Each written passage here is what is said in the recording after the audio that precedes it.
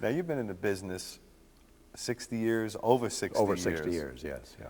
And by all accounts, you're still vibrant, you're still as enthusiastic and as productive today as you've ever been. Well, how do you do that? Luck. I think it's luck. I think I've survived so many train wrecks in our business. I survived, I began at MGM as a rehearsal pianist. Then came World War II. I, being a pilot, disappeared. Sure. Came back after the war, and after World War II that was, and the cottage where I worked at MGM, suddenly there was grass growing this high. Okay. You know, and I had the smarts enough to realize that something was changing. Okay.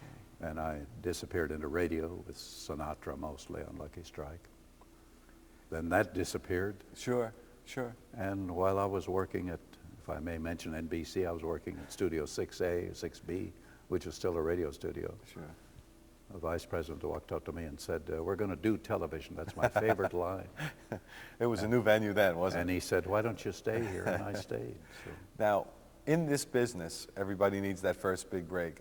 How did you get yours? I suppose in Denver, Colorado was a crucial moment. I was playing there with a Mickey Mouse band in the hotel. And MGM had a troupe.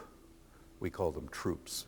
A troupe on the road. The troupe was 3 people, a publicity man, Frank Perquette, I'll never forget his name, Frank Perquette, and he had 2 very young people in tow, 15 and 16 years of age.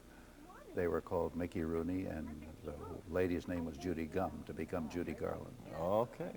They had made a film at Metro called the Andy Hardy, something Andy Hardy Goes to College, or whatever it was.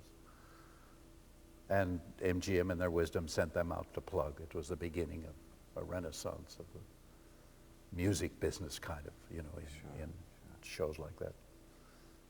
And true to tradition of some kind, the day they were scheduled to open in Denver, and then remember, you took the train, you didn't fly. They had a pianist with them, and he became ill.